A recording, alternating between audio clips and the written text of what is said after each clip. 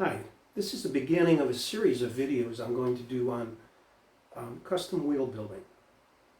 It's true that you use a system when you build wheels, but every single wheel you build, unless you're just doing straight production, and even then, everything is a little bit different. You have little different issues that happen on every single wheel. And so I'm going to dig really into the weeds. And there's a lot of wheel building videos out there. Some are good, some are not so good, some are actually wrong.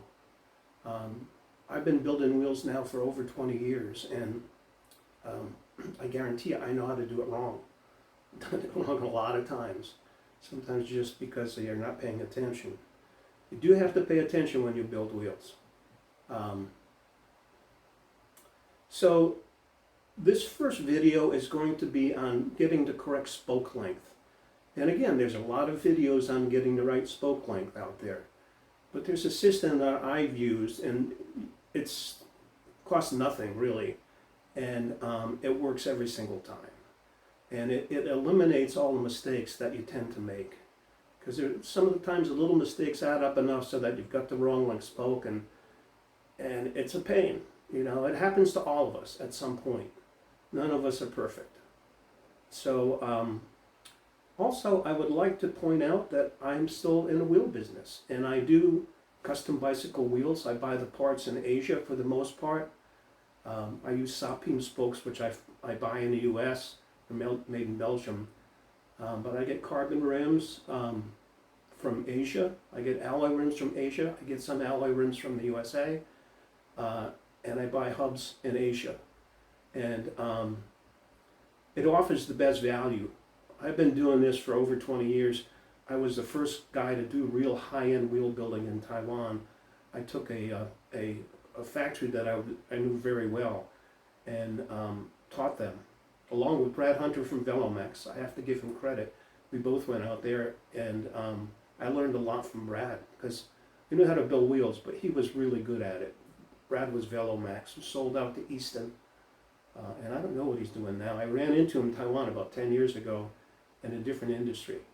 At any rate, so I'll put the link here, I'll put the link below. It's nugentcycling.com. Since these videos can last for years and years, I always thought it was odd that people would give specials, discount now, coupon code.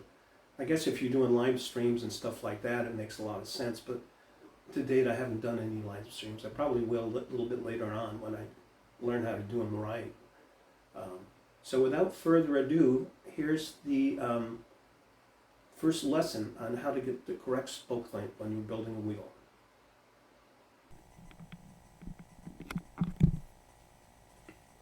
ERD, the effective rim diameter, is the internal diameter of the rim.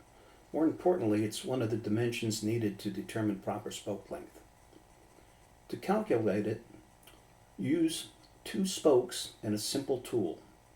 The tool is made by threading a nipple onto the spoke, exposing 2 millimeters of thread. You put 2 opposing spokes into the rim and thread the nipples on using the tool. The orange tape covers the valve hole. Put a spoke in directly to the right, and using the tool, thread the nipple onto the spoke until the tool bottoms out.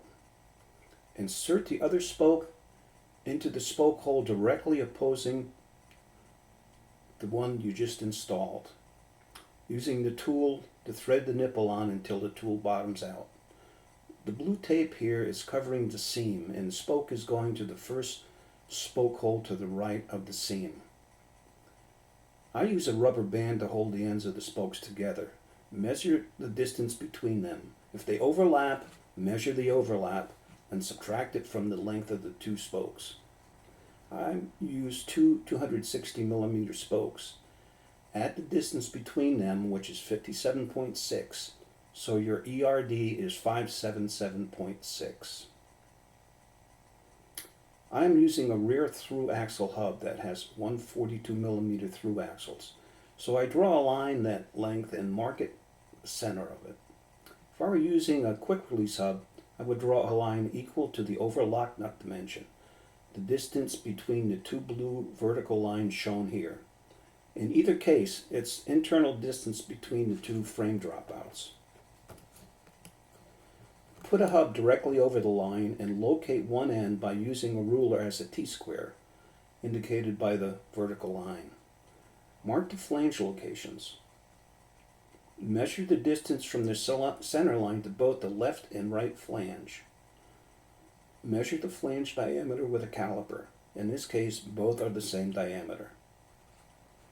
Draw a line on a drawing and put one end of the caliper on the end of the line and mark the line on the other end where the caliper lands. Measure it with a ruler. If you have an offset spoke bed, measure the distance between the side of the rim and the center line of the spoke hole, indicated by the blue lines, and subtract that distance from the center line of the rim, indicated by the red line. That will give you the OSB or spoke offset. This will give you all the key dimensions you need for spoke calculation software. I use the Sheldon Brown software. It's free and the link is below. You can download the Excel spreadsheet. I save every rim and hub combo in a separate file and keep the hub drawings with the dimensions marked on them. This is where you input the information. Note the yellow column. N, number of spokes, is 24. ERD, effective rim diameter, 577.6. OSB, spoke offset, 4 millimeters. WL and WR are the distances between the center line of the hub and the left and right flange, 34 and 18. DL and DR are the flange diameters, in this case both 48. S is spoke hole diameter. On 14 gauge spokes, which are normal spokes you'll find, that's 2.5 millimeters.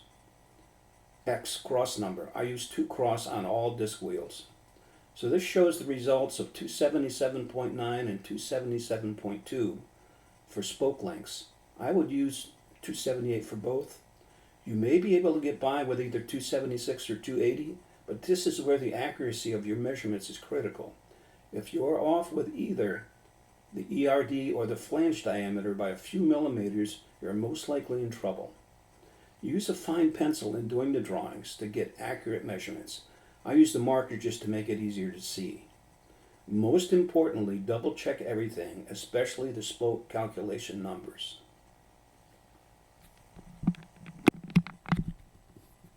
I would like to add one other thing. When you calculate spoke lengths, you are calculating the optimal spoke length. Nipples are strongest when the spoke reaches all the way into the nipple, or at least until where the spoke enters the rim. If you use a spoke that is too short, it compromises the strength of the nipple. Well, that concludes my first wheel building video of this series. Just one of the things I've learned a long time ago, I have a saying: if you want to go fast building wheels, slow down. All these little tips seem unimportant, and basically they are unimportant, but you'd be surprised that if you eliminate too many, or if you don't really pay a lot of attention to the details, things can go awry pretty quickly. Don't forget to take a look at my website, nugentcycling.com. There's a link in it below too, and see you later.